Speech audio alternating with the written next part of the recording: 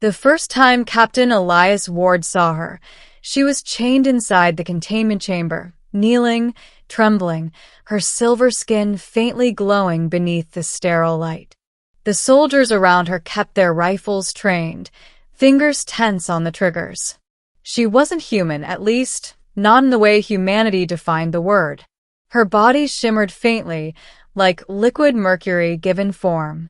Eyes the color of deep violet watched everything around her with quiet, hollow awareness. She looked young, though no one could tell what her kind's age might mean. The only thing everyone knew was that her arrival had been preceded by the destruction of 2 human ships and hundreds of lives lost. They called her Project Seraph, the first living capture of her species, the Velethar. To the United Terran Command, she was both a threat and an opportunity. Elias had been sent to interrogate her, not because he was cruel, but because he was calm. He was known to get answers where others only earned silence. When he entered the chamber, the air shifted, an almost tangible pressure, like stepping into a thunderstorm. She lifted her head, her luminous eyes focusing on him. "You're different," she said softly, her voice like wind through metal. "You don't carry hatred in your scent." Elias paused. "You can smell hatred?" She tilted her head slightly. "I can feel it. The vibrations change. Yours don't." Her words unsettled him more than he admitted. He'd lost men, friends, to her kind. And yet, standing here, facing her, something inside him whispered that this was no monster. "I'm Captain Elias Ward," he said, his voice measured. "You're on board the UTS Vigilant.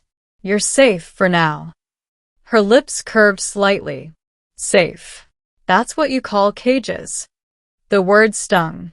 He looked at the heavy restraints around her wrists and the shimmering energy field behind him. "That's what I call not getting shot," he replied. She smiled faintly, sadly. "You fear what you do not understand. That's always how your kind begins. Middle, a fragile understanding." Days turned into weeks. Elias was assigned as her primary liaison. What began as interrogation slowly became conversation. Her name, she revealed, was Kira. Her people had not attacked the Terrans intentionally. The incident that sparked the war was, in her words, a misunderstanding amplified by fear. The Velethar's ships emitted radiation that disrupted human targeting systems. Humans saw it as aggression. The Velethar saw the sudden counterfire as betrayal. War was born out of confusion. Elias wanted to believe her, but the command didn't. They saw her as a convenient information source, nothing more.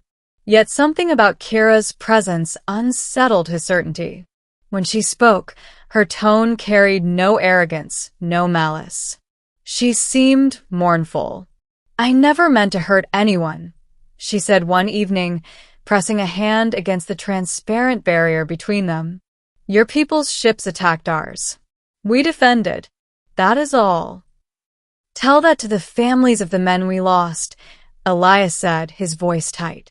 Her luminous eyes dimmed. "I know their pain, because I lost mine too." He froze. "You lost your people?" She nodded. "My pair bond. My sister. My children." Elias's throat tightened.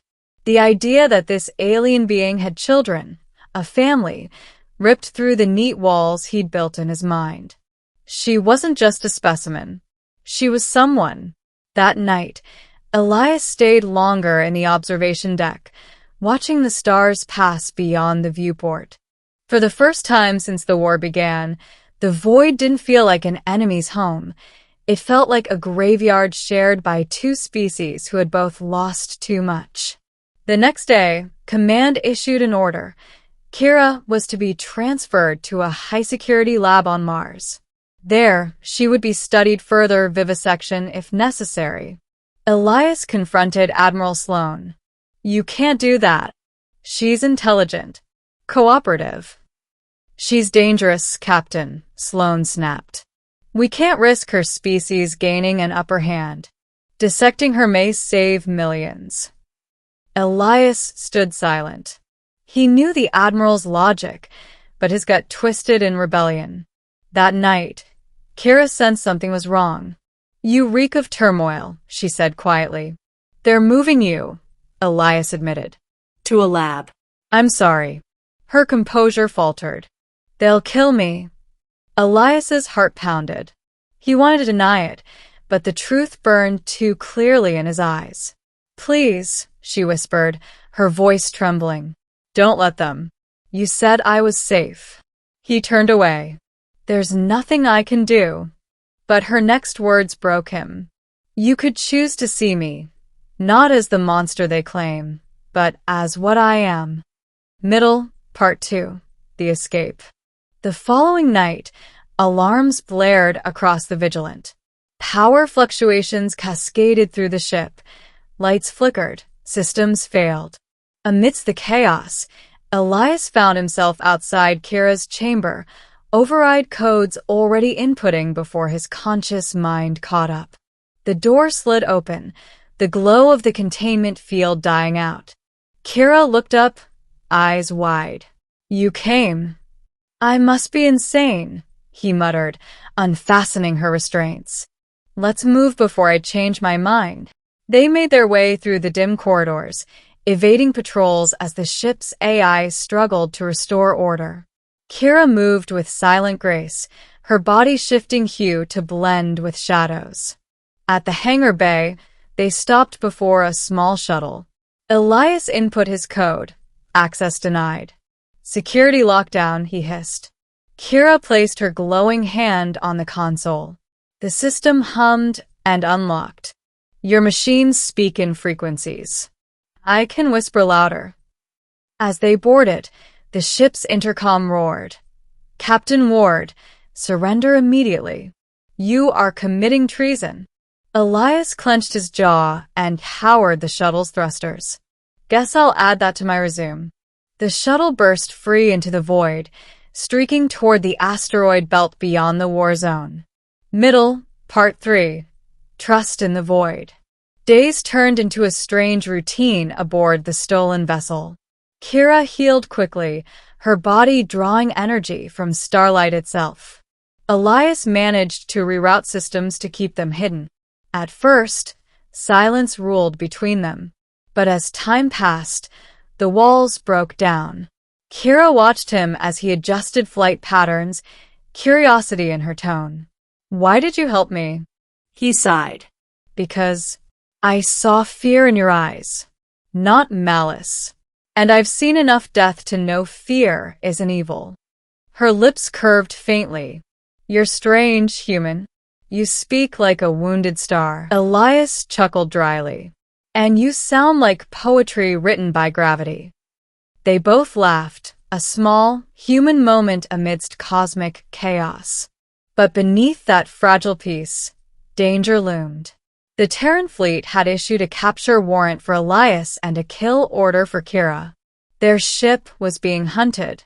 As they drifted near a dead moon to hide, Kira approached him quietly. They will find us soon. Then we run again, he said. She hesitated. No. You run. I'll stay behind. Elias turned sharply. Don't even think about it. If they find me with you, they'll destroy you too. My kind may have power, but you have something rarer. Hope. He stepped closer. Kira, if you think I went through all this just to watch you die. She interrupted softly, tears shimmering along her cheeks like liquid light. You don't understand. My people's rage burned worlds. I carry their guilt. Maybe my death ends this. Elias grabbed her hand. It was warm, soft despite its strange texture. I don't care about guilt or politics. You're alive. That's enough. For the first time, Kira looked truly human in her expression, fragile, trembling, hopeful. You think I'm not a monster? She whispered. Elias met her gaze. No. I think you're the only one in this war who still remembers what mercy feels like. She blinked, eyes wide. Her breath hitched. Then your kind is worth saving after all. Ending. The choice that saved 2 worlds. Their hiding place didn't last. 2 Terran destroyers found them 3 days later. The shuttle trembled under weapons fire as Elias tried to weave through debris. Shields at 12%, he shouted. Kira placed her palms against the control panel, her entire body glowing like a dying star. I can protect us, but I'll burn doing it. Don't you dare, Elias growled.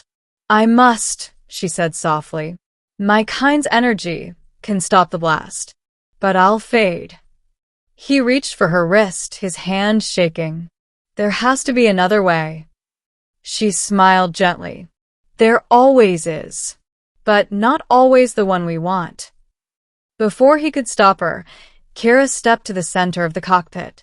Her form brightened blindingly until she became pure light. The explosion from the destroyers vanished, absorbed by a radiant pulse that spread outward, disabling every ship in range. Silence followed. Elias stumbled toward where she had stood. Only faint silver ash remained. He fell to his knees.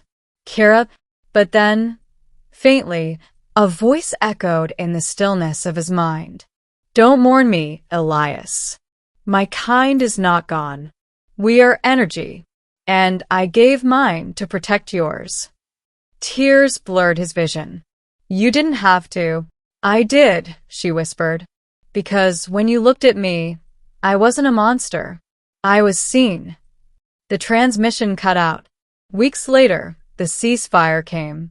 The Velethar, moved by Kira's sacrifice, recorded by Terran sensors, initiated peace talks. Her act became legend. The alien who burned herself to end a war. Elias testified before the new council, his voice steady but broken. She showed us that monsters aren't born. They're made when we stop seeing each other as living beings. The room fell silent.